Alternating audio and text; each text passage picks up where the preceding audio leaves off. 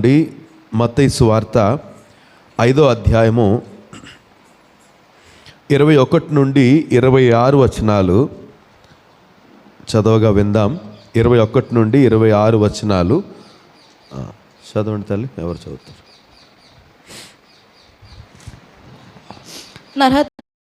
మహాసభకు లోనగును, ద్రోహి అని చెప్పువాడు నరకాగ్నికి లోనగును. కావున నీవు బలిపీఠం వద్ద అర్పణం అర్పించుండగా నీ మీద నీ సహోదరునికి విరోధమేమైనను కలదని అక్కడ నీకు జ్ఞాపకం వచ్చిన ఎడల అక్కడ బలిపీఠం ఎదుటనే నీ అర్పణను విడిచిపెట్టి మొదట వెళ్ళి నీ సహోదరునితో సమాధానపడము. అటు తర్వాత వచ్చి నీ అర్పణము అర్పింపము.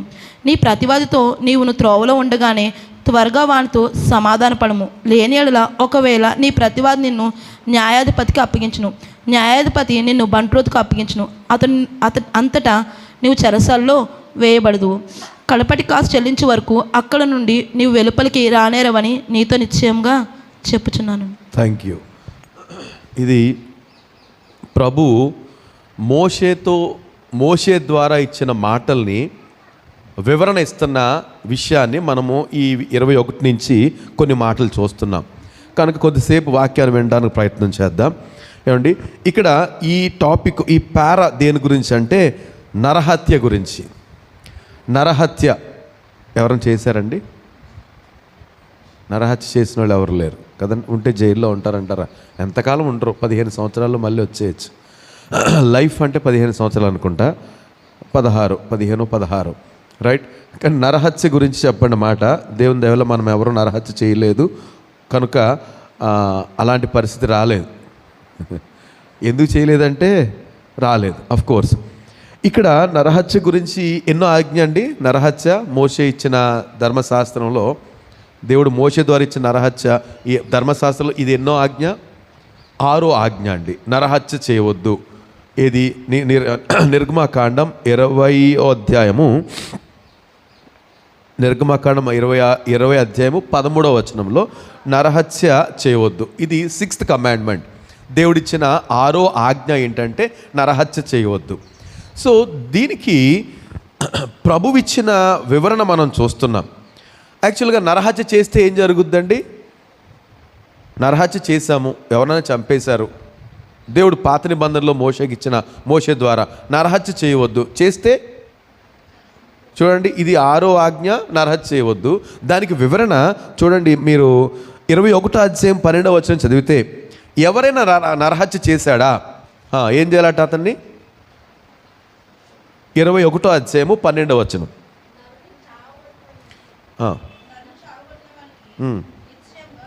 ఏంటంట?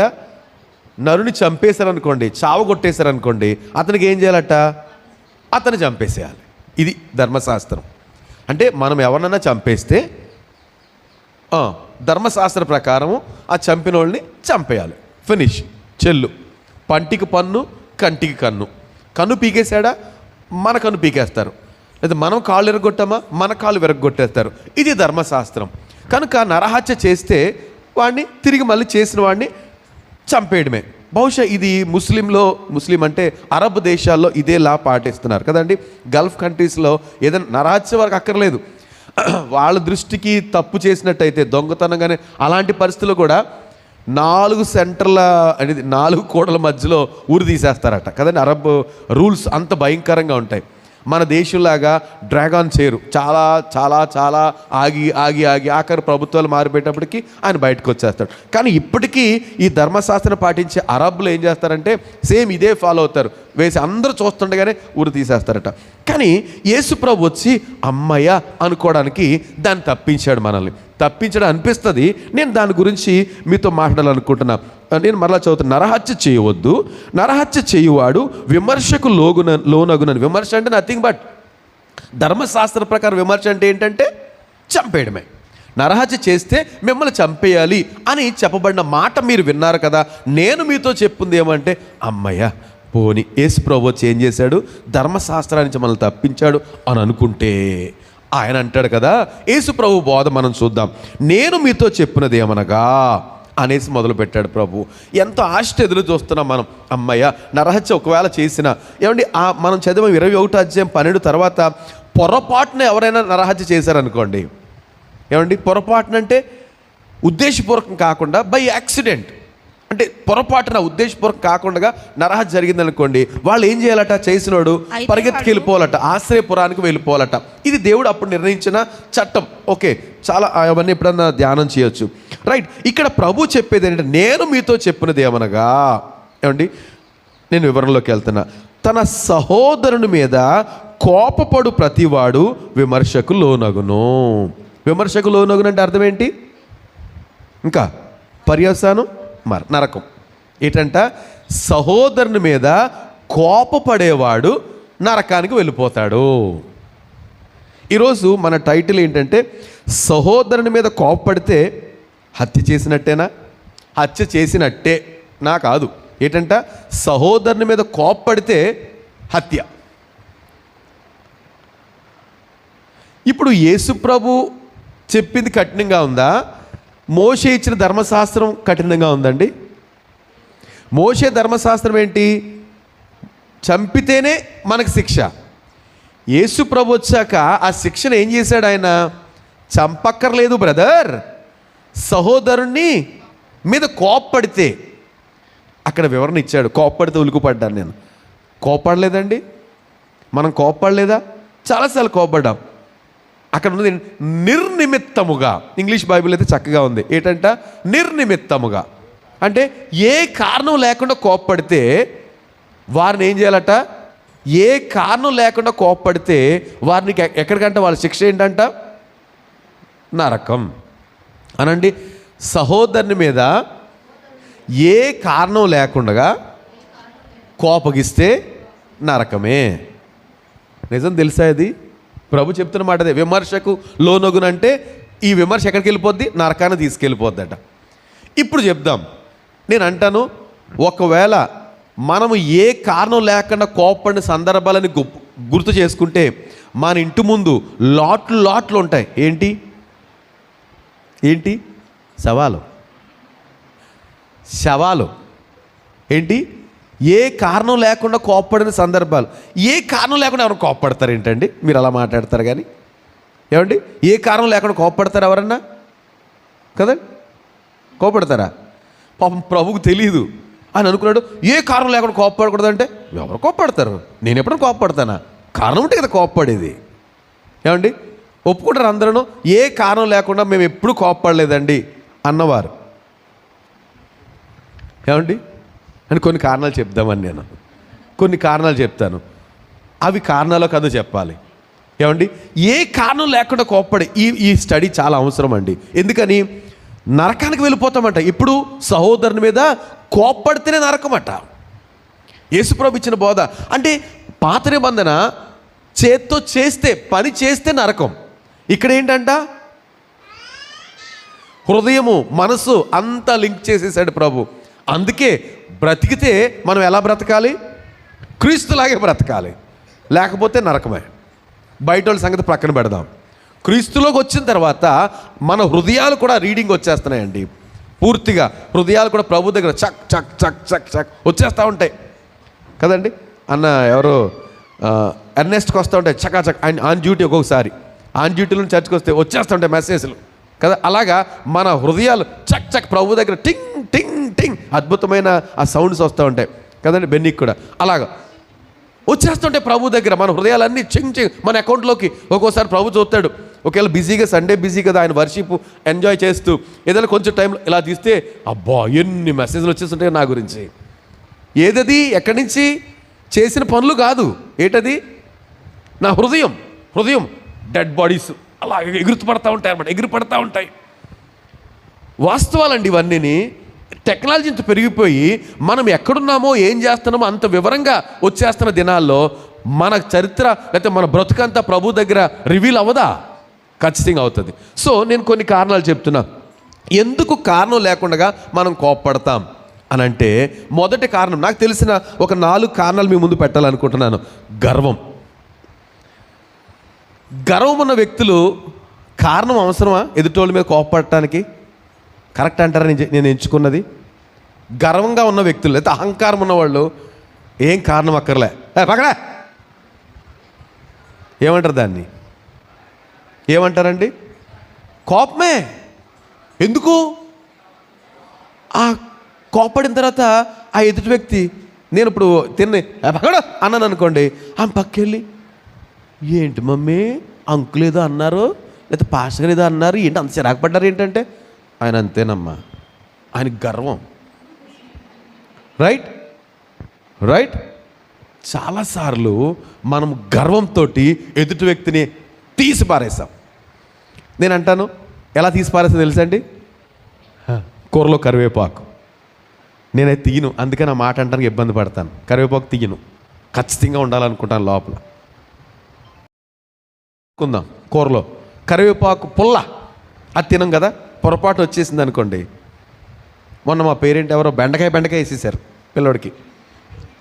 బెండకాయ మొత్తం ఖర్చు చేయలేదు, అంటే అందులో కోస్తున్నారు, మొత్తం బెండకాయ వచ్చేసింది. అలాగా కొన్ని మనం తీసి పారేస్తాం. కారణం ఏంటంటే మనకున్న గర్వం, అహంకారం. అది ఏం చేస్తుందంటే నిష్కారణం. ఆ కోపపడ్డ వ్యక్తి, కోపపడిన వ్యక్తి కాదు, ఎవరి మీద అయితే కోపపడ్డామో అతనికి అర్థం కాదు, ఎందుకు కోపడ్డారండి, నేను ఏమన్నానండి అంటే మన తప్పు కాదు. ఏంటంట, వాళ్ళకున్న గర్వాన్ని బట్టి కోపపడతారు. ఫర్ యువర్ కైండ్ ఇన్ఫర్మేషన్, ఇది ఎక్కడ తీసుకెళ్ళిపోద్దండి? మేము చాలా భక్తిపరులమే, ఎంతో ప్రార్థన చేస్తాం, ఇదేదో చేస్తాం అంటే మన సీట్ ఎక్కడ బుక్ అయింది? ఎంత సోద్యం. ఎన్నో వింతాలుండు, నేను అంటాను, అక్కడికి వెళ్ళాక ఎన్నో వింతలు ఉంటాయి. మనం అనుకుంటాం సోకాళ్ళు, అబ్బబ్బో ఈయన అది చేశాడు ఇది చేశాడండి, ఉంటాడంటే ఆయన అక్కడ ఉంటాడు. ఎక్కడ? నరకంలో. కారణం ఏంటంటే ప్రభు దగ్గర లిస్ట్ ఉంటుంది, బాబు నిష్కారణంగా నిర్నిమిత్తముగా నీ సహోదరుల మీద ఎందుకు కోపడ్డావు బ్రదర్, కనుక నీకు వేకెన్సీ లేదు. ఎక్కడ? పరలోకంలో. నేను భయపడుతున్నా ఈ విషయాన్ని గురించి. కనుక మనం ఎవరి మీదైనా కోపడుతున్నప్పుడు there is a proper reason, ఖచ్చితంగా కారణం ఉండాలండి. నాకు మూడ్ బాగాలేదండి అంటారు, కుదరదట. మన మైండ్ తోటి లేదా మన మూడ్ తోటి ఎదుటి వ్యక్తిని కృంగదీయకూడదు, అది నీ పర్సనల్. ఏమండి, కనుక ఇష్టానుసారంగా నాకు మనసులో దొరకడు అని అంటే ఆ మనిషి నొచ్చుకుంటాడు, సరికదా, ప్రభు లెక్కలోకి వెళ్ళిపోద్ది, అకౌంట్లోకి వెళ్ళిపోతుందండి. యేసు ప్రభు వచ్చి నేను మీతో చెప్పింది ఏమంటే, అమ్మ ఆయన చెప్పింది చాలా ప్రమాదకరం. ఎందుకని? ఆయన అలా ప్రేమించాడు, ఆయన కోప్పడ్డాడు. ఎవరని మీరు అంటారు, ఆయన కోప్పడలేదండి, ఒకసారి కొరడాలు చేసి ఉతికేశాడండి. ఎప్పుడది? దేవుని మందిరాన్ని పాడు చేస్తున్నప్పుడు ఆయన తట్టుకోలేపాడు, ఉగ్రుడై అని రాయబడి ఉంది. నిజంగా అలాంటప్పుడు కోప్పడవచ్చు. దేవుని మందిరం పాడవుతున్నప్పుడు కోప్పడవచ్చు. ఈ మందిరాలు పాడవుతున్నప్పుడు ఒక సేవకుడు లేకపోతే ఎవరైనా పెద్దలు హెచ్చరించవచ్చు, అది తప్పు కాదు. కానీ నిష్కారణంగా కోప్పడితే మాత్రం, ఏది గర్వము అహంకారంతో కోప్పడితే మాత్రం ఇది దేవుని లెక్కలోకి వెళ్ళిపోతుంది, నరక పాత్రులం అయిపోతాం. రైట్. రెండో కారణం, నేను అనుకుంటున్న రెండో కారణం, కొంతమంది అంటే మనకు బాగా లోకువ అండి. ఏమండి? లోకువ. కనుక ఏ మాట అయినా ఎలా చెప్తాం? చాలా చిరాగ్గానే చెప్తాం. అర్థమవుతుందా? నాకు నా మాట అర్థమవుతుందండి? చాలా లోకు మనకు కొంతమంది అంటే. వీళ్ళిద్దరు నవ్వుకుంటున్నారు, ఎందుకో తెలియలేదు నాకు. చాలా లోకు మనం అంటే కొంతమంది అంటే. కనుక ఏ మంచిగా అడిగినా బస్సు లేచిపోతారు. ఆ అడిగిన వ్యక్తి, నేనేమన్నానండి, ఇలాగే కదా అన్నాను, ఇంత కోపం వచ్చేసింది ఏంటి, మళ్ళీ కోపం వచ్చింది. కారణం సెకండ్ ఏంటి? లోకువ. బహుశా ఆ వ్యక్తి ఎక్కువ ప్రేమించడం వల్ల లోకువ అయిపోతాం మనల్ని ఎవరైనా ఎక్కువ ప్రేమించారనుకోండి, మనకు అలాంటి లోకువ. దేవుని కూడా అంతే. చాలాసార్లు ఆయన అంటే ప్రతిసారి చూసావా ఎంత ప్రేమిస్తున్నానో ఆ రెండు చేతులు చూపెట్టేస్తుంటే, అందుకే మనకు లోకువ. చిత్త కొట్టేస్తాను అని అంటే భయపడతాం, ప్రేమించేస్తాను అంటే లోకువ. కనుక మన నిత్య జీవితంలో ఇవన్నీ మీకు జ్ఞాపకం రావాలి. ఈ సందర్భంగా ప్రభు నాకు ఇచ్చిన ఆలోచనలు, మనతో మాట్లాడుతున్న విషయాల్లో మీరు ఎక్కడెక్కడ అన్నెసెసరీగా గర్వము అహంకారంతో కోపడుతున్నారో, లేదా మనుషులు లోకు చేసి మీరు కోపడుతున్నారో, లేదా మనం కోపడుతున్నామో, ఖచ్చితంగా మనకు గుర్తు రావాలి. మీరు అనుకున్నారు, నాకు చిరాకు, నోరు నాకు తెలియదేంటి ఇలా మాట్లాడతాం కదండి. ఎంతో ప్రేమతో మనల్ని అడిగినప్పుడు మనం అనుకున్నాం నోరు ముయించేశాను అనుకుంటాం. ప్రభు అంటాడు అక్కడ పేరు రాసేస్తాడు. ఎక్కడ? నలక లిస్టులో. ఆయనకి ఇదే పని అనుకుంటాను నేను. మరి ఏం చేస్తాం? ముందు మన పేర్లు ఎక్కడ ఉంటాయి? లెక్క ప్రకారం జీవగ్రంథంలో ఉంటాయి. మోషే అంటాడు, దేవా నా పేరు తుడుపు పెట్టేసి, తుడుపు పెట్టుకో. ఈ రెండు వ్యవహారాలు ఉన్నాయి ప్రభు దగ్గర. ప్రభు దగ్గర పెన్ ఉంది, పెన్ ఎరేజర్ కూడా ఉంది. నీ దగ్గర పెన్ ఎరేజర్ ఉందా? పెన్నుతో రాసిన చెరిపే ఎరేజర్ ఉందా? అమ్మమ్మ తేలేదమ్మన్నా. పెన్ ఎరేజర్ ఉంటుంది మా పిల్లల దగ్గర. ప్రభు దగ్గర ఎరేజర్ కూడా ఉందండి. రాస్తాడు, చెరుపుతాడు, చెరపగలుగుతాడు ఆయన. కనుక ఆలోచన చేద్దాం, మన పేర్లు ఎక్కడున్నాయి?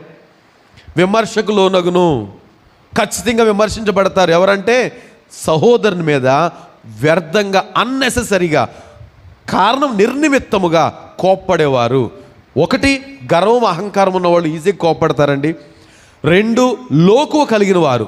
వ్యక్తులంటే లోకువ, అది ఎవరైనా కావచ్చు.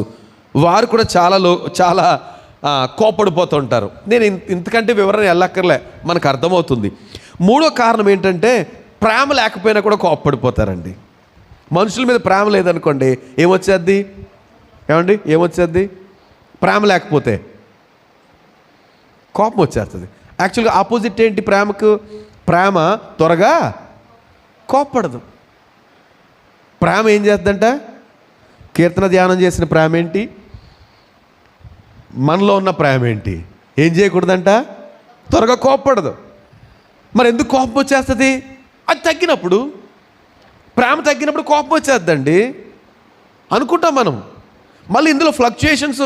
ఒకసారి ఈ ప్రేమ హై పిచ్లో ఉంటుంది, అలాంటప్పుడు దేన్నైనా స్వీకరించేస్తారు. చిన్నదాన్ని కూడా సహించరు. మనం అలా ఉండకూడదట అండి. దేవుని పిల్లలను మనం అలా ఉండకూడదట. మనం అప్స్ అండ్ డౌన్స్, వేవ్స్లా ఉండకూడదట. ఇంకా గ్రాఫ్లా ఉండాలి. అది వెళ్ళే కొలది ఆయన ప్రేమను మనం అలాగే అనుభవిస్తున్నాం, జుర్రుకుంటున్నాం ఆయన ప్రేమను. అట్లాంటప్పుడు మనం అదే ప్రేమను వ్యక్తపరచొద్దా, చూపించొద్దా? రోజు రోజుకి ప్రేమ పెరగాలి కదా మనలో. కానీ ఏం జరుగుతుంది? అది ఒక్కొక్కసారి అమావాస్య వచ్చింది అనుకోండి, అమ్మ నాయనో కొంతమందితో మాట్లాడకూడదు. అమావాస్య పౌర్ణాలు ఉంటాయి, నేను ఈజీగా గుర్తుపట్టేస్తాను. ఇప్పుడు అమావాస్య, కొంతమందితో మాట్లాడకూడదు. అమ్మో ఇది పౌర్ణమి అంటే సహజంగా అంటారు కదా పెద్దోళ్ళు. ఆ టైంలో ఈ వేవ్స్ అలాగా కొంతమంది బలహీనంగా ఉంటారేమో అనిపిస్తుంది నాకు. చాలా జాగ్రత్తగా. ఏంటిది? మనకి ఇంకా అమావాస్య పౌర్ణాలు కుదరదే. ఎల్లప్పుడూ క్రీస్తులో ఎదిగిపోవాల్సిందే. క్రీస్తుతో పాటు అన్ని విషయాల్లో ఎదగాలట మనం. కనుక ఏం జరుగుతుందట? ఈ ప్రేమ లేకపోయినా కూడా ఇదే పరిస్థితి.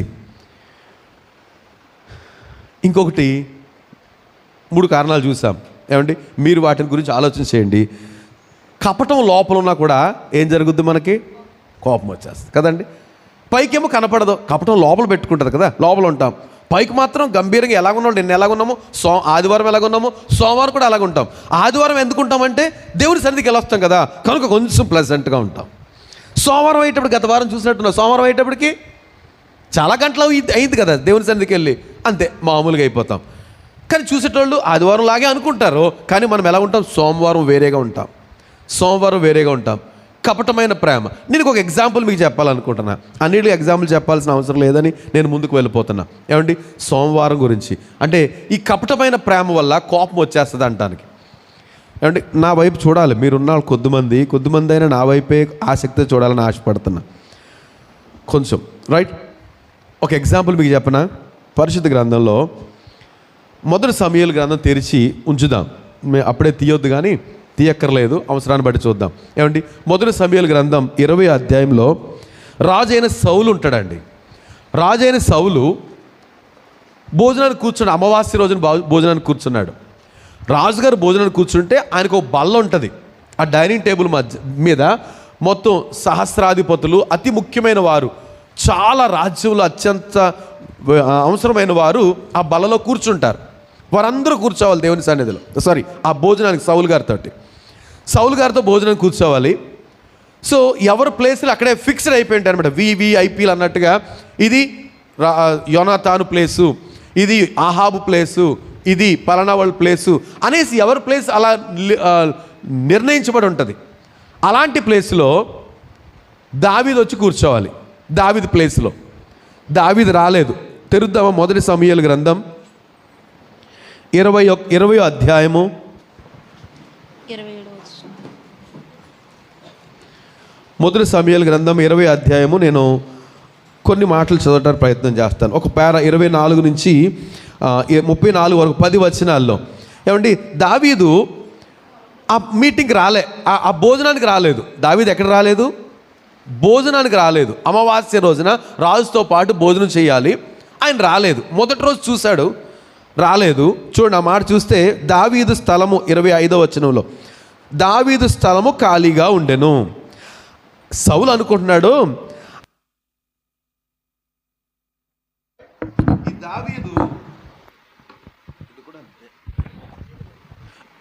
దావీదు ఎందుకు రాడంటే, త్వరగా నా మాట వినాలి. దావీదు ఎందుకు రాడంటే, అతనికి ఏదో ఒకటి సంభవిస్తుంది, అతను అపవిత్రుడై ఉంటాడు. అతను అపవిత్రుడైనట పెద్ద ఆశ్చర్యమేమీ కాదు కదా. ఎవరు? దావీదు అపవిత్రుడైనట పెద్ద ఆశ్చర్యం కాదంటాడు సౌలు. ఎందుకని? సౌలుకి దావీదు మీద ఎట్టి మంచి అభిప్రాయం లేదు కనుక రాలేదంటే పనికి మళ్ళీ పని చేస్తుంటాడు. అందుకే అమావాస్య రోజున రాజుతో పాటు భోజనం చేయడానికి రాలేదు అనుకున్నాడు. మొదటి రోజు అనుకున్నాడు, రెండో రోజు కూడా రాలేదు. రాకపోయేటప్పటికి వివరణ అడుగుతున్నాడు. ఏమన్నాడు చూడండి, సౌలు 27వ వచనం. సో అయితే కనుక సౌలు అనుకున్న దినమున ఏమనలేదు. అయితే అమావాస్య పోయిన మరునాడు అనగా రెండవ దినమున దావీదు స్థలము ఎవడనూ లేకపోవడం చూచి సౌలు, నిన్నయు నేడును యెష్షయి కుమారుడు భోజనానికి రాకపోవటకు ఏంటి కారణం అని యోనాతాన్ని అడిగాడు.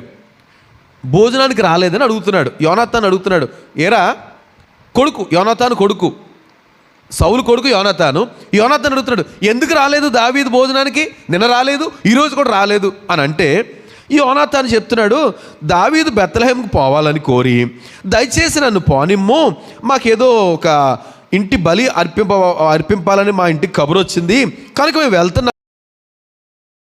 నన్ను దయచేసి అడిగాడు కనుక నేను సెలవు ఇచ్చాను అన్నాడు.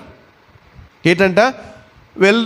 వెళ్ళు అనేసి దావీదుకి ఎవరిచ్చారు సెలవు? యోనాతాను ఇచ్చాడు. నేనే పర్మిషన్ ఇచ్చాను డాడీ, కనుక అడిగాడు, నన్ను రిక్వెస్ట్ చేశాడు, ఆ విషయం మీ వరకు ఎందుకనేసి నేనే సెలవిచ్చి పంపించాను అంటే, దావీదు గారి సౌలు గారికి వచ్చిన కోపం అండి, బండ బూతులు తిట్టాడు కొడుకుని. బండ బూతులు తిట్టాడు. ఎందుకు? దావీదు భోజనానికి రాలేదని. ఎంత ప్రేమో ఈయనకి. ఏమండి, దావీదు భోజనానికి రాలేదనేసి అమావాస్య రెండో దినాన మొదటి రోజు రాకపోయినా రెండో రోజు నా కుర్చీ ఖాళీ ఉండేప్పటికి, ఏడ్రా దావీదు అన్నాడు యోనాతాన్ని. డాడీ వాళ్ళ ఇంటికాడ ఏదో అర్పణ ఉందట, వాళ్ళ డాడీ కబురు పెడితే వాళ్ళ అన్నదమ్ములు అందరూ వెళ్ళారు, తనను కూడా నేను పంపించానంటే, బుద్ధుందా లేదా? బూతులు నేను చదవడానికి అంటే ఆ భాషలో ఉన్న మాటలు నేను చదువుతాను చూడండి, నేనే చదువుతాను. ఆ గడగొట్టు దాని కొడక, అగడగొట్టు దాని కొడకని ఇంతకుముందు బైబిల్ ఉండేది, అక్కడ గ్యాప్ ఇచ్చారు మరి ఎందుకో. నీకు చాలా సిగ్గు లేదా? నీవు యెష్షయి కుమారుని స్వీకరించిన సంగతి నాకు తెలుసు కదరా. ఏంటంట? ఇంత ఆడంబరంగా ఉన్నాడు సౌలు, తన హృదయం నిండా ఏముందట? కపటం ఉంది. ఎందుకని? వచ్చి దావీదు భోజనం చేయాలని కాదు, రాగానే పొడిచేద్దామనేసి, ఈటి విసిరి చంపేద్దాము దావీదుని. ఎందుకనండి? దావీదు చేసిన తప్పుల్లో ఒక తప్పు చెప్పండి రాజు పట్ల. తప్పేమీ చేయలేదండి. రాజు కొరకు ప్రాణాన్ని తెగించి వెళ్ళేవాడు, ఏ పని చెప్పినా సమర్థంగా చేసేవాడు. ఈయన భయమంతా ఏంటంటే, ఎక్కడ ఇశ్రాయేలు మీద రాజు అయిపోతాడేమో, నన్ను కాదనేసి, నా కుమారుని కాదని రాజు అయిపోతాడేమో అనేసి భయం. యోనాతాను, సౌలు కుమారుడైన యోనాతానుకి దావీదుకి మంచి ఫ్రెండ్షిప్. యోనాతానుకి అట్లాంటి అభిప్రాయం ఏముండేది కాదు. దావీదుని చూడగానే ఎంతో సంతోషం, చాలా ప్రేమ. కనుక వీడింతగా ఒక కమిట్మెంట్ చేసుకున్నారు, మా నాన్నకి నీ మీద కోపం లేదంటాడు యోనాతాను. ఓరు నాయన యోనాతాను, మీ నాన్న నా మీద కసి కట్టాడు, కనపడితే చంపేద్దాం అనుకున్నట్టే. లేదు, మా నాన్న చాలా మంచోడు. ఎందుకు అనుకున్నావు నువ్వు? మా నాన్న రాజు చాలా మంచి అభిషక్తుడే. ఇప్పుడు అభిషేకం లేదు, ఎప్పుడో వదిలేశాడు.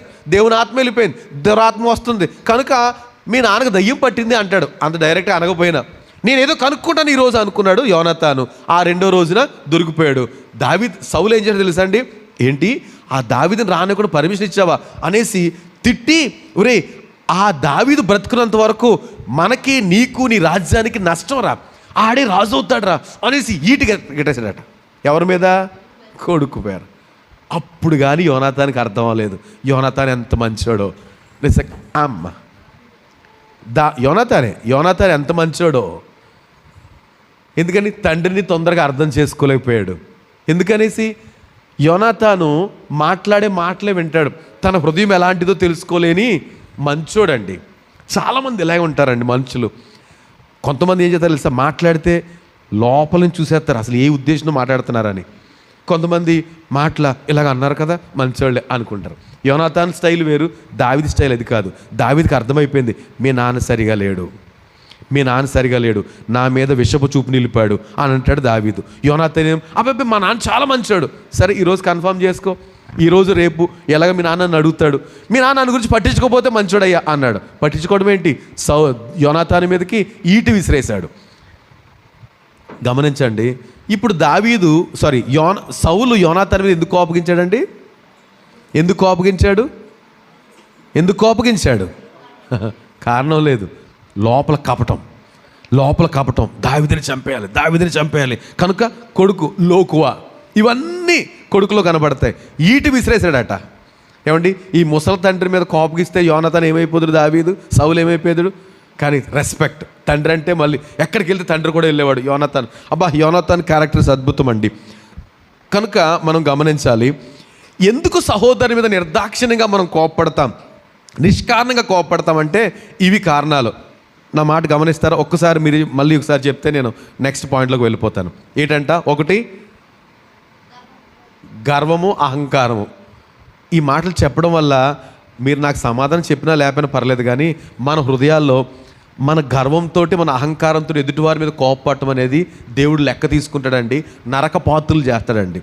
2 లోకువ, మనుషుల మీద. ఎవరి గురించి ఇంతగానో? సహోదరుల మీద. ఏంటంటే సహోదరులు అంటే నేను అంటాను, సహోదరులు అంటే అది అన్నదమ్ములు కావచ్చు, భార్యాభర్తలు కావచ్చు, బంధువులు కావచ్చు. ఇక సహోదరులు అంటే ఇంక పొరుగు వారిని ఎలా విడిచిపెడతాడు దేవుడు? కనుక ఖచ్చితంగా మనము సంచరించే ప్రదేశాల్లో మనుషుల మీద మనకు గర్వం ఉందా, కోప్పడిపోతాము. లోకుగా ఉన్నా మనం కోప్పడిపోతాము. ప్రేమ లేకపోయినా త్వరగా కోప్పడతాము. ప్రేమ ఏం చేద్దంట? త్వరగా కోప్పడదు. కానీ ప్రేమ లేకపోతే ఆటోమేటిక్గా కోప్పడిపోతాం. గమనించండి, ఈ విషయాల ద్వారా మనం అనుకుంటాము చాలా చక్కగా ప్రార్థన చేస్తున్నాను, చక్కగా అన్ని పనులు చేస్తున్నానే, అన్నీ ఇంకా ఏదేదో అనుకుంటా సరిపెట్టుకుంటాం. కానీ ప్రభు అంటాడు, దీని సంగతి ఏంటి? ఏ సంగతి? అసలు యేసు ప్రభు ఎంత క్లియర్గా చెప్పడం గల ఉద్దేశం ఏంటంటే, నేను మీతో చెప్పినది ఏమనగా సహోదరుని విషయంలో. క్రైస్తవుడు అన్న ప్రతి వ్యక్తి తన సహోదరుల పట్ల చాలా జాగ్రత్తగా లేకపోతే ఇవన్నీ మనకి శాస్త్రులు పరిశీలగా అయిపోతాము, మనం నరకపాత్రులం అయిపోతాం. ఏమండి? రైట్. సో కపటం వల్ల మనము ప్రేమను పరలోకానికి వెళ్ళలేము, నరకానికి వెళ్ళిపోతాం. రెండో విషయం ఏంటంట? వ్యర్థుడా. చదువుదాం. ఎక్కడ? మత్తయి సువార్త 5వ అధ్యాయము 22వ వచనంలోనే. సో తన సహోదరుని చూచి వ్యర్థుడా అని చెప్పువాడు మహాసభకు లోనగును. అంటే ఏంటంట? సహోదరుని చూసి వ్యర్థుడా అని చెప్పేవాడు. వ్యర్థుడా అంటే వేస్ట్ ఫెలో. ఎవరంట? Waste fellow. ఇంగ్లీష్లో అక్కడ రాస్కెల్ అని కావచ్చు. ఏమండి? తెలుగు మాటే సరిపోద్ది. వ్యర్థుడా అని అంటాం తప్పంటండి. ఎవరిని? సహోదరుని. వ్యర్థుడు అంటే ఎందుకు పనికిరాని వాడు, ఏమి ఉపయోగం లేదు నీ వల్ల అని అంటారు కదండి. అలాగా మీరు ఎప్పుడన్నా అన్నారా? అమ్మాయి ఎవరమ్మా? ఎప్పుడన్నా అన్నారా అలాగా? ఎవరినన్నాను వ్యర్థుడా అనేసి? ఏమండి? మీరేమంటారు? పనికిరాని వాళ్ళు అన్నాము. ఏమండి? పనికిరాని వాళ్ళు అన్నాం, కానీ పనికొచ్చే వాళ్ళు ఎందుకంటాం వ్యర్థులా అనేసి? మరి ప్రభుకు తెలియదు, అందుకని పనికిరాని వాళ్ళని అన్నారు కాబట్టి అంటలే. మనం చాలాసార్లు పనికొచ్చే వాళ్ళనే పనికిరాని వాళ్ళు అన్నాం. ఏంటంట? పనికొచ్చే వాళ్ళనే పనికి మాలినోళ్ళు అన్నాం. కనుకనే ప్రభు లెక్కలో తీసుకుని నువ్వు అలాగ అన్నావా, నీకు కన్ఫామ్. ఏంటది? నరకం కన్ఫామ్. ఏమంటే వ్యర్థుడని అంటే నరకానికి సిద్ధమైపోతామట. నాకు ఈ మాట ఆలోచిస్తున్నప్పుడు ఏమండి వేస్ట్ ఫెలో అంటున్నప్పుడు, ఎందుకంటే మన మాటలు ఎలాంటి అంటే సామెతల గ్రంథంలో ఉంటుంది కదా 12 అధ్యాయం 18 వచనంలో, కత్తిపోటు వంటి మాటలు పలుకువారు కలరు అంటాడు. ఏం మాటలు అండి సత్యనారాయణ గారు? కత్తిపోటు లాంటి మాటలు.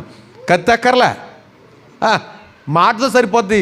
బా చచ్చిపోవాలనిపిస్తుంది అలాంటి మాట అన్నందుకు. అలాంటి మాట వారు అన్నందుకు చచ్చిపోవాలనిపిస్తుంది. కత్తిపోటు వంటి మాటలు పలుకువారు కలరు. నేను అంటాను, భార్యాభర్తల మధ్య ఈ డిస్కషన్ వస్తుంది. ఏమండి చాలాసార్లు భర్త అంటాడు, చిచి వేస్ట్ ఫెలో. ఎవరిని? భార్యను. నేను అంటాను,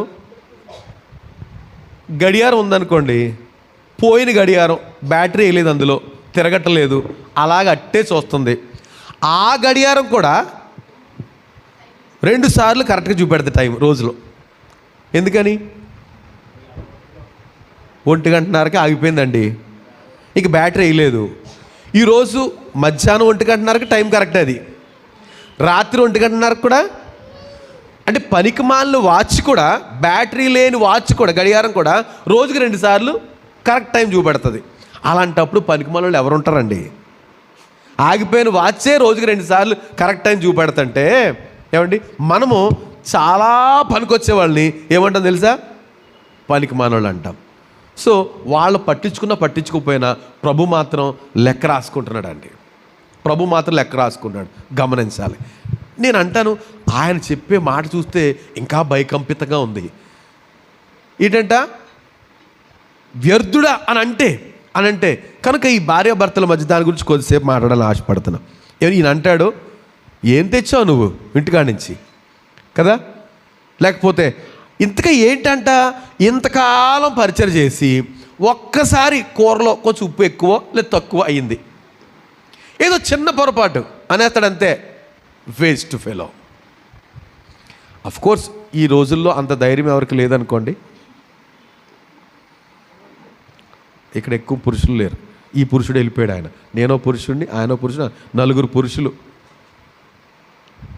ఆయనకేం వీళ్ళకేం ఇంకా ఆ పురుషత్వం పూర్తిగా రాలే, పెళ్ళి అవ్వలేదని అర్థం, అంతే. రైట్? కనుక ఈ రోజుల్లో అంత దమ్ము లేదులేండి కదండి. చాలా పొలైట్గా, చాలా బాగుంది. కొంచెం ఆయన ఉన్నారు ఏమండి, ఏంటంట కొంచెం ఇది ఇంతకాలం పరిచయం చేసి ఒక్కసారి ఏదో చిన్న తేడా అంతే, అనవసరంగా మరి ఎక్కడికి వెళ్ళిపోద్ది? పెళ్లి చూపుల దగ్గరికి వెళ్ళిపోతాం. అప్పుడు అనవసరంగా మీ వాళ్ళు వచ్చారు, కానీ లేకపోతే ఇంకొక 4 సంబంధాలు వచ్చినాయి నాకు. ఏది 25 సంవత్సరాలు, 20 సంవత్సరాలు, 10 సంవత్సరాలు దాటిన తర్వాత చెప్పుకునే మాటలు. ప్రభు ఏమంటాడండి ఈ మాటలకి? మనం ఏదో ఉత్సాహంగా, కొంతమంది గర్వంతో మాట్లాడుతూ ఉంటారు, ఏమైనా మాట్లాడతారు, మొదలుకి వెళ్ళిపోతారు, అక్కడికి వెళ్ళిపోయి అంతే వచ్చేస్తారు. ప్రభు ఒకవేళ విన్న వాళ్ళకి అలవాటు అయిపోయి మొదలెట్టావరా ఈయన అంతే ఎప్పుడంతే అని అనొచ్చు, అన్నా కానీ ఆయన లెక్కల్లో మాత్రం సీరియస్ అండి. అది ప్రభు లెక్కలో సీరియస్ అనకూడదంటే అలాగా. వ్యర్థుడు అనేసి అంటే మహాసభకు లోనైపోతాం, అంటే నరకపాత్రలం అయిపోతాం. చాలా జాగ్రత్త. మరి భార్యలు ఏమండి అన్ని బాధ్యతలు స్వీకరిస్తారు కదండి, పురుషులు కదండి, అన్నీ. ఏదో ఒక్కడు మర్చిపోతారు, ఏది? కొత్తిమీర కరివేపాకు. ఎంత మాట అంటే, అవును మరి సంసారం చేస్తున్నారు, ఆ మాత్రం తెలియదు ఇంతకాలం. ఒకవేళ మా ఆవిడ 3 పిల్లలకు అన్నారు, మళ్ళీని పెద్ద లెక్క. స్త్రీల గురించి చెప్తున్నాను నేను. ఏది? కరివేపాకు తేనందుకు వ్యర్థుడు అన్నంత పని. ఇవన్నీ ఎక్కడ లెక్క వెళ్ళిపోతాయండి? ప్రభు దృష్టికి వెళ్ళిపోతాయి. మనం ఎలాగైనా మాట్లాడచ్చు, కానీ ఆ మాటలు దేవునికి పక్కాగా లెక్క వెళ్ళిపోతాయి.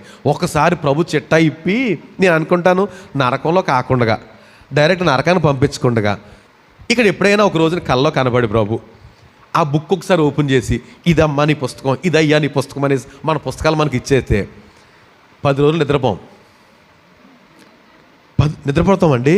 మనం అనుకున్నాం ఈ మాటలు ఏవి ప్రభు దగ్గరికి వెళ్ళవో, ఏమైనా మాట్లాడేసేయచ్చు, పెళ్ళంతో ఏం మాట్లాడేసినా పర్లేదు, లేదా భార్యతో భర్త ఏమైనా అనేచ్చు అని అనుకుంటున్నాం. కానీ ఆయన లిస్ట్ ఓపెన్ చేసి ఒకసారి ఆ తెరవబడిన పుస్తకం మన కొరకు రాయబడుతూనే లేదండి. ప్రతిదీ రాయబడుతుందట ఆయన సన్నిధిలో, ప్రతిదీ రాయబడుతుందండి. కనుక మన గురించి ఒక పుస్తకాలు రాస్తున్నాడు ప్రభు. ఆ పుస్తకాలు ఒకసారి మనకి ఇచ్చేసి, అంటే చచ్చిపోక ముందే ఇక్కడ ఉండగానే ఇక్కడ ఉండగానే ఈ రౌడీలు ఎక్కడి నుంచి వచ్చారు నాయన, తగులుతుంది. Okay, right. సో మన పుస్తకాలు మనకి ఇచ్చేస్తే నిజంగా మనం జాగ్రత్త పడతామేమో అనుకుంటాను, కానీ పుస్తకాలు ఇవ్వక్కర్లేదండి. పుస్తకాలు ఇవ్వక్కర్లే, వాక్యం చెప్తుండగా మన కళ్ళ ముందు కనిపించాలి. అలా కనిపించి సరి చేసుకుంటే ధన్యులం అవుతాం. రైట్, దేవునికి స్తోత్రం. ఏమండి, ప్రభువు మనకిచ్చిన వాక్యాన్ని మనం ధ్యానం చేస్తుండగా మన బ్రతుకులేవో మనకు కనపడుతున్నప్పుడు, ఆ స్క్రీన్ కనపడుతున్నప్పుడు దాన్ని ఒకసారిగా రికార్డ్ చేసుకుని లేకపోతే స్క్రీన్ షాట్ తీసుకుని, ఏది ఇప్పుడు మనతో మాట్లాడుతున్నప్పుడు స్క్రీన్ కనపడట్లేదండి, కనపడట్లేదా? మనము సహోదరుని మీద నిష్కారణంగా కోపడి స్క్రీన్ రాలేదా బయటికి, అప్పుడు ఏం చేయాలి? స్క్రీన్ షాట్ తీసుకుని పక్కన పెట్టుకోవాలి. ఇంటికి వెళ్ళిన తర్వాత సరే ఓపెన్ చేయాలి. ఓసి నిజమే, ఇవన్నీ నావే. రైట్, ప్రభువా నన్ను క్షమించండి, ఇంకెప్పుడు అలా చేయను. దేవుడు సంతోషపడిపోతాడు. అలా కాకుండా ఇదంతే చూద్దాం ఇంకేం జరుగుద్దంటే అది ప్రమాదం. ఇక్కడ చెప్తున్నాడు కదా, వ్యర్థుడు అని చెప్పేవాడు ఏమండి ఇంకా ఇంత ఇలాంటి పని చేసినప్పుడు ఏమండి ఈవిడ కూడా వెళ్ళిపోతుంది. ఎక్కడికి? అక్కడికే, పెళ్లి చూపుల దగ్గరికి వెళ్ళిపోయి అసలు అప్పుడు నువ్వేదో వెనకాలానికి వచ్చావు కానీ లేకపోతేనా నేను ఆయన చేసుకుందును. ఎక్కడికి? ఎంతకాలం అయిన తర్వాత ఏమండి తప్పు మాటలు లేదా తప్పుడు మాటలు ఇవన్నీ ప్రభు అలాగ మనం మాట్లాడుకోకూడదు. నేను నా భార్యనే కదా అనుకున్నాను, నా భర్తనే కదా అనుకున్నాను. అమ్మ, ఈ భార్యాభర్తల మధ్య ఎవరున్నారు? ఆయన వచ్చేసాడు కదా. ప్రతి కన్వర్సేషను, ప్రతి డిస్కషను ఆయన మధ్య ఉండిపోతున్నాడు. కనుక అఫ్కోర్స్ ప్రేమతో ఏం మాట్లాడుకున్నా పర్వాలేదు, కానీ ఏమండి కోపంతో మాట్లాడుకునే మాటలు ప్రతిదీ లెక్కలోకి వెళ్ళిపోతాయండి. ఎందుకని? కోపం దగ్గరే ప్రభు పెద్ద రెడ్ మార్క్ చేశాడు దాన్ని. కోపము ఇఫ్ ఇట్ ఈస్ నిష్కారణము లెక్కలోకి వచ్చేస్తుంది. ఒకవేళ మన కోపంతో వ్యర్థుడని అంటే లెక్కలోకి వచ్చేస్తుంది. ఆ వ్యర్థుడు అనే మాటలో ఎంత ఆలోచన చేస్తే ఏమండి చాలాసార్లు మనం అందరం దొరికేసామండి. కనుక అక్కడి వరకు వెళ్ళకూడదు. ఏమండి ఏ సందర్భమో అక్కడే మాట్లాడుకోవాలి. కొంతమందికి వెంటనే వెళ్ళిపోతారు. ఎక్కడికి? పెళ్లి రోజు, దాని ముందు జరిగిన సంభవాలు, లేకపోతే పెళ్లి రోజులో అప్పుడు మా వాళ్ళకి తక్కువ పెట్టారు ఏంటి భోజనాల్లో, ఇది పెళ్ళైన 30 సంవత్సరాల వరకు కూడా అది మాట్లాడుకుంటూ ఉంటారు వాళ్ళు. సోద్యం.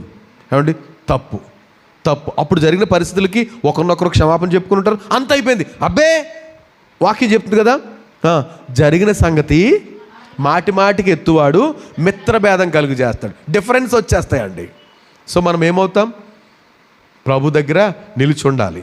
ఆయన ముందు చేతులు కట్టుకుని ఇక అవకాశం లేదు, అయ్యా మేము నీ వాక్యం కుదరదో, అక్రమము చేయువారులారా పొండి అని అంటే ఏమైపోతాం ఆలోచించండి. సో దేవుని మాటలు నేను మీతో చెప్పినది ఏమనగా అక్కడే నా చాలా ఆలోచింపజేసిన ఈ మాటలు మనం చిన్నగా ఆలోచిస్తే ఎలాగా?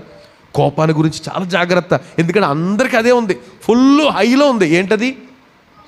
చాలా ఎక్కువ ఉంది. సో మనకు వచ్చే జబ్బులన్నిటికీ కారణం, ఒక మూల కారణం అదే. సో అక్కడే ప్రభు పెట్టాడు, దీన్ని తీసేస్తారా? కొంచెం నష్టపోయినా పర్లేదు, నీకు ఆరోగ్యం ఉంటుంది. ఆ కోపాన్ని తీసిపడేసామా, నష్టపోయినా పర్లేదు, కొంచెం ఆరోగ్యం ఉంటుంది. కొన్ని జబ్బులు రావు, వచ్చిన నార్మల్లో ఉంటాయి. జాగ్రత్తగా అది పెరిగిపోతూ ఉన్నాయి అప్పటికప్పటికే. కారణం ఏంటంటే లిమిట్ లేని పరిస్థితులు. రైట్, కనుక వ్యర్థుడా అనకూడదట. అలా చేస్తే ఏమండి మనం ప్రభు శిక్షకు గురైపోతాం.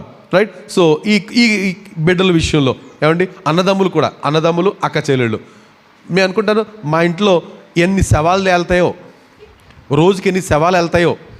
అసలు నిజంగా శవాలు అనుకుంటే ఎన్నిసార్లు కుట్ల.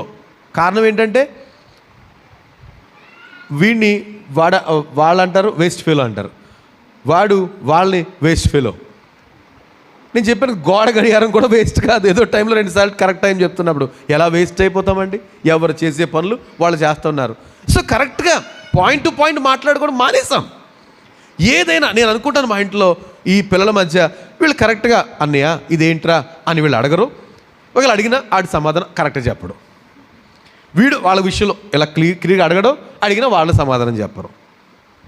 మా ఇంట్లోనే కాదు, బహుశా సుమారుగా అందరింద్రంలో అంత వెటకారమే, అంత ఎక్స్ట్రాలే. దానికి ఏదో చేరుస్తారు ముందు. ఏమండి ఏమైపోతున్నాం? ఏమొచ్చేది ఆటోమేటిక్గా? ఎక్స్ట్రాలు. ప్రతి ఎక్స్ట్రాకి పన్ను చెల్లించాలి మనం. ఎక్కడ? ప్రభు దగ్గర. ప్రతి ఎక్స్ట్రా మాటకి దేవుని దగ్గర లెక్క చెప్పాలి. ప్రతి మాట దేవుని దగ్గర లెక్క చెప్పాలట. అట్లాంటప్పుడు ఎంత జాగ్రత్తగా ఉండాలండి.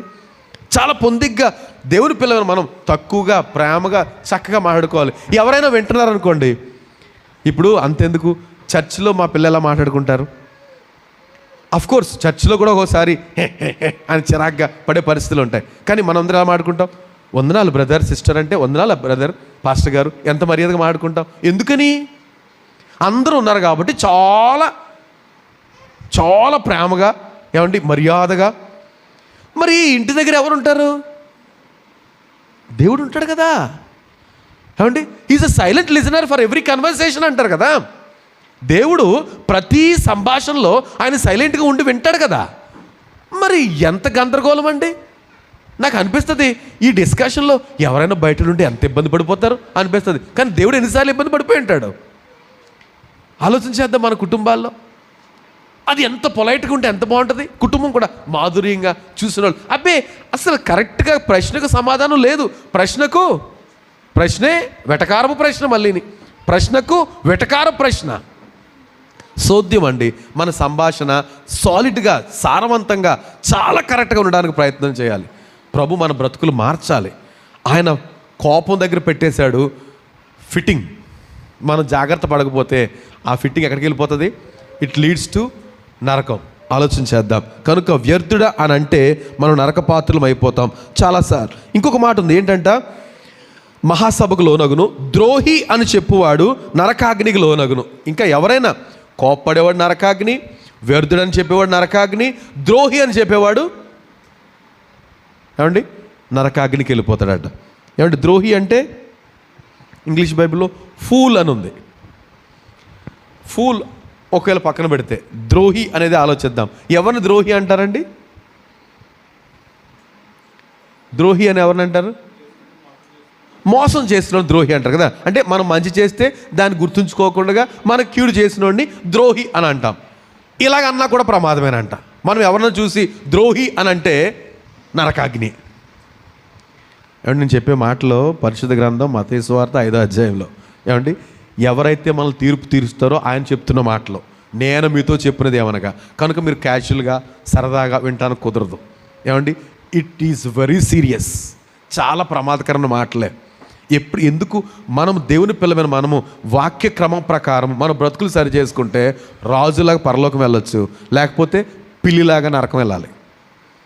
పిల్లి ఎంత జాగ్రత్తగా వెళ్తుందని సిగ్గుపడుతూ, ఏమండి అడుగులు శబ్దం వినపడకుండా కదండి. అలాగ అర్ధరాత్రి ఇంటికి వచ్చే పిల్లలు ఏం చేస్తారు అండి?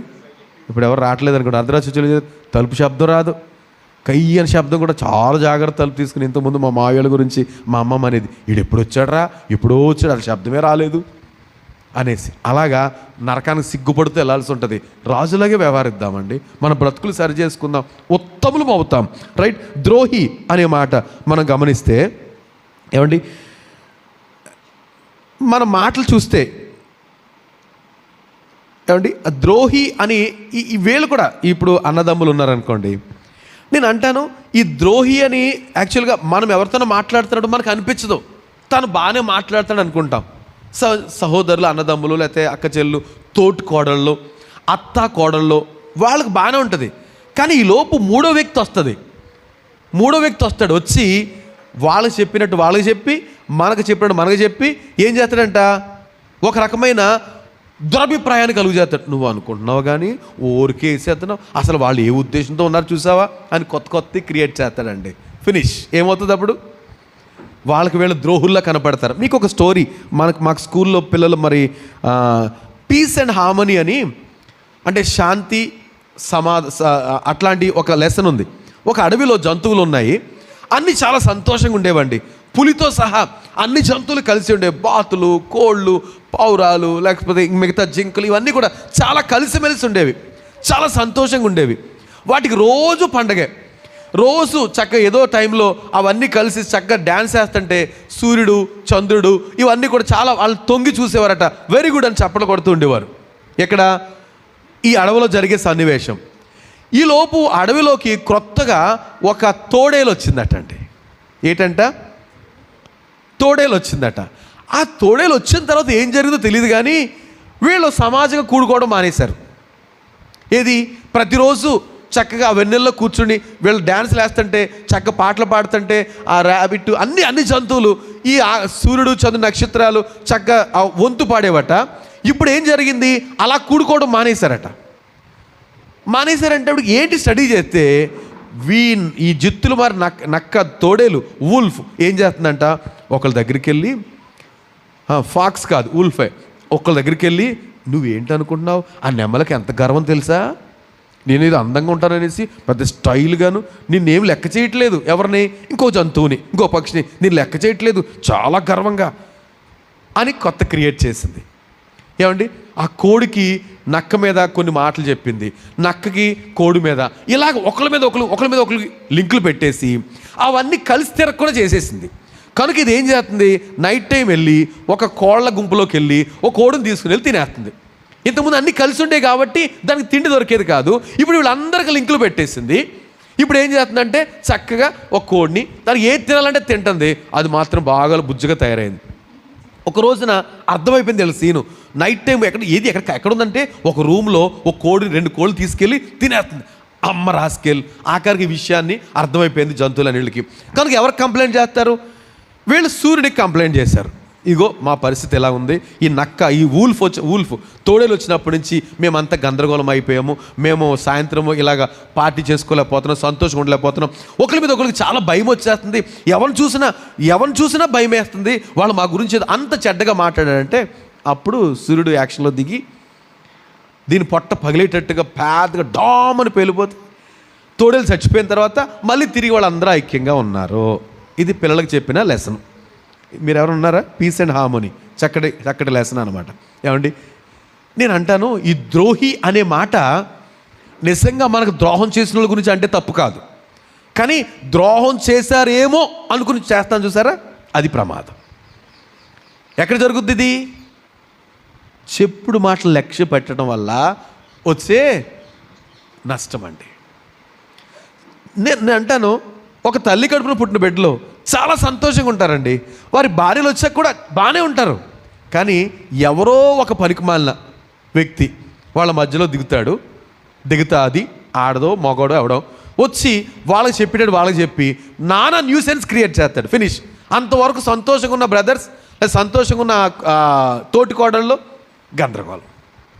అప్పుడు ఒకరికొకరు ద్రోహం చేసినట్టే, ఆస్తి తీసేసుకున్నట్టే ఇలాగే ప్రవర్తిస్తారు. ప్రభు అంటున్నాడు, అలాంటి విషయాల్లో జాగ్రత్త పడకపోతే నీ సహోదరుని చూసి ద్రోహి అని అంటే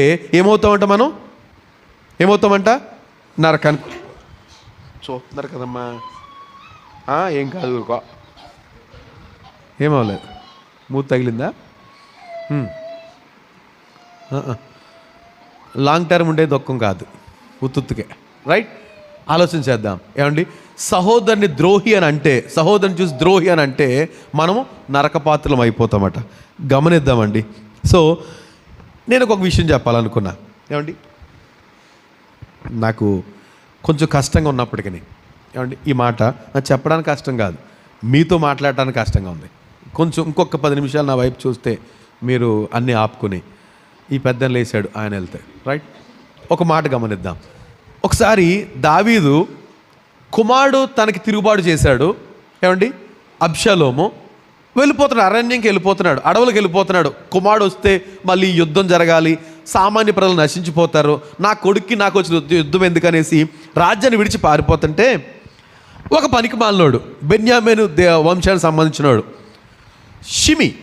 షిమి అనేవాడు వెనకాల వచ్చి, రాజేమో నెత్తి మీద క్లాత్ వేసుకుని చెప్పులు లేకుండా అరణ్యం పారిపోతున్నాడు, అబ్షాలోము వచ్చి యుద్ధం చేస్తాడేమనేసి అలా వెళ్ళిపోతుంటే, ఏమండి షిమ్మి వెనకాల వచ్చి చీపో దరిద్రుడా, లేకపోతే ఇంకా అలాంటి మాటలు మాట్లాడుతూ భలే జరిగింది, అచ్చికచ్చిగా నువ్వు సౌలు కుటుంబాన్ని నాశనం చేశావు, ఏదో రాజు అయిపోదాం అనుకున్నావు, దేవుడికి అన్యాయం చేశాడు అంట వెటకారంగా మాట్లాడుతూ దోషణ మాటలు చెప్తూ ఉమ్ము వస్తూ, ఏమండి దుమ్మెత్తు పోస్తూ తిట్టుకుంటూ వెళ్తున్నాడు. ఎవరు? షిమి రాంగ్ డైరెక్షన్లో ఉన్నాడు. దావీదు నిజంగా సౌలు కుటుంబానికి నష్టం చేశాడండి, తెలిసిన వాళ్ళు చెప్పొచ్చు, చేయలేదు. అలాంటి చెయ్యని నేరాన్ని దావీదు మోపి వెనకాల వస్తుంటే దావీదు సైనికుడైన యోవాబు కోపం వచ్చింది. ఏంటి పిచ్చికొక్క ఎలాగ వస్తుంది, వేసి పడేయమంటావా అంటే, దేవుడే మన మీద దయ చూపించలేదు, వాడిని ఏం చేస్తాం, విడిచిపెట్టేసి వాగనియ్యి, ఆయనే పర్మిషన్ ఇచ్చాడు వాగనియ్యి అంట. కొంత దూరం వెళ్ళాడు, తర్వాత పోయాడు, దావీదు వెళ్ళిపోయాడు. తిరిగి రాజ్యం వచ్చింది.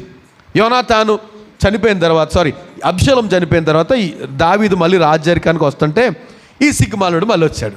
మళ్ళీ వచ్చి, క్షమించండి రాజా, బుద్ధిహీనంగా మాట్లాడాను, నన్ను క్షమించండి అని అంటే మళ్ళీ యోనాతాను వచ్చాడు.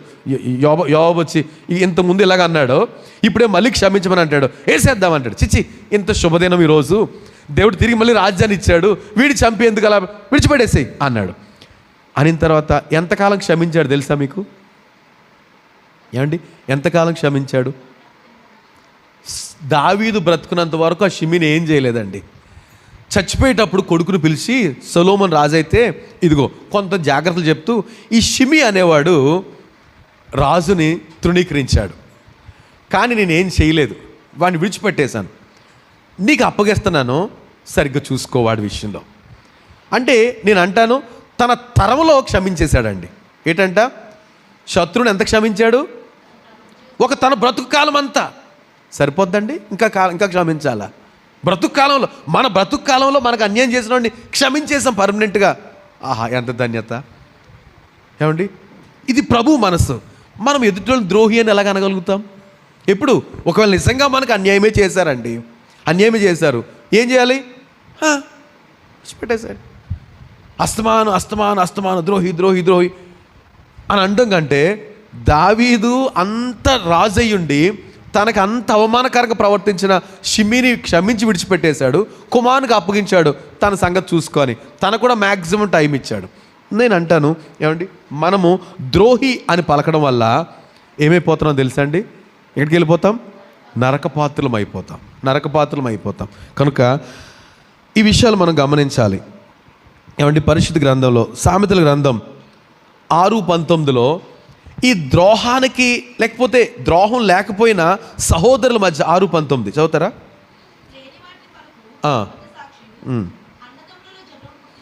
చూడండి, అన్నదమ్ముల్లో జగడాలు పుట్టించేవాడు అంటే దేవునికి అసహ్యుడు అంటండి. అంటే ఈ జగడాల వల్ల ఏమొస్తుంది? ఒక్క తల్లి బిడ్డలే ఎంతో ద్రోహం చేసినట్టుగా మాట్లాడగల కారణం ఏంటంటే, ఎవరో, అది కొన్నిసార్లు బంధువులే కావచ్చు, లేకపోతే బయట వాళ్ళే కావచ్చు, ఈ అన్నదమ్ముల మధ్య జగడాలు పెట్టి ఒకరికొకరు ద్రోహులుగా చూసుకునే పరిస్థితి. కనుక ఆలోచించేద్దాం, ఆ ద్రోహానికి మూలమైన వారు, ద్రోహి అనేవారు నరకపాత్రులట. కనుక ఈ విషయాలను బట్టి మనం హెచ్చరికను పొందాలి. నేను ఈ మాటలు ముగిస్తున్నా. మరొకసారి నేను ఇంకా యాక్చువల్గా మిగతా విషయాలు కూడా మనం బాగా పరిచయమైన మాటలే చాలాసార్లు మనం జ్ఞాపకం చేసుకుంటున్నాం. అయినప్పటికీ ఈ విషయాల ద్వారా ఈ మాటలు పరలోక రాజ్య వారసులు అవడానికి ప్రభు మన వినికిలో దీవించాలి అంటే, మరొకసారి జ్ఞాపకం చేస్తున్నా ముగించడానికి ముందు, మనం ఏం చేయకూడదంటే అండి, సహోదరుల మీద కోప్పడకూడదు నిష్కారణంగా. అంటే ఎందుకు కోప్పడతాం? కోపము అహంకారం ఉన్నప్పుడు కోప్పడతాము, లోకు అయినప్పుడు కోప్పడతాము, ఇంకా ప్రేమ లేకపోయినా కోప్పడతాము, ఇంకోటి కపటమైన ప్రేమ అంటే కపటమైన పరిస్థితులు లోపల కపటాన్ని పెట్టుకుంటే కూడా మనము కోప్పడతాము. తద్వారా నరకపాత్రులం అవుతాం. ఇంకేంటంటే వ్యర్థుడా అని అంటే నరకపాత్రులం అవుతాం. ఎవరు వ్యర్థులు కాదండి. దైవ చిత్త ప్రకారం ఎవరు పనులు వాళ్ళు చేసుకుంటున్నారు. మరీ ఏమీ పని చేయకుండా ప్రొద్దుటేసి అలా కూర్చొని భోజనం పెట్టేసి మళ్ళీ అలా కూర్చొని సాయంత్రం అలాంటి వాళ్ళు అనొచ్చేమో వ్యర్థుడు అని, పనికిమాలోడు అనేసి. మనం అందరం పని కలిగి ఉన్నాం, ఎంతో కొంత పని. అట్లాంటప్పుడు నిజంగా మనం అలాగ అనుకోం, ఇంకేదో ఎక్స్పెక్ట్ చేసి ఇంకేదో ఆశించి చిన్న చిన్న పొరపాట్లకే వ్యర్థుడని పెద్ద మాట అనేస్తున్నాం, నరకపాత్రులం అవుతాం. మరొక మాట, ద్రోహి అని అనడం అస్సలు ప్రభుకి ఇష్టం లేదట. మనము నిష్కారణంగా ఎవరిని కూడా ద్రోహి అనకూడదు. కనుక ఒకవేళ నిజంగా చేయరాని ద్రోహమే చేస్తే అప్పుడు అనొచ్చేమో, కానీ అదే పనిగా అస్తమానం జ్ఞాపకం చేసుకోకూడదు. కానీ ఎవరు చెప్పుడు మాట్లాడినా మనం విని ఎదుటివాని ద్రోహి అని అంటే మాత్రం దీనికి ప్రభు అంటున్న మాట ఏంటంటే నరకపాత్రులం అవుతాం. సో ఈ మాటలను బట్టి మనము మన బ్రతుకులు సరి చేసుకుంటూ, మరొకసారి స్క్రీన్ షాట్లు ఇవన్నీ మనం జ్ఞాపకం చేసుకుంటూ, మీకు మొబైల్లో కూడా కనబడుతుంది ఎప్పుడన్నా మరొకసారి వినడానికి. ఇది అనేక మందికి ఆశీర్వాదకరంగా ఉన్నట్లుగా ప్రభు దీవించును గాక. ఆమెన్. చిన్న ప్రార్థన చేద్దాం.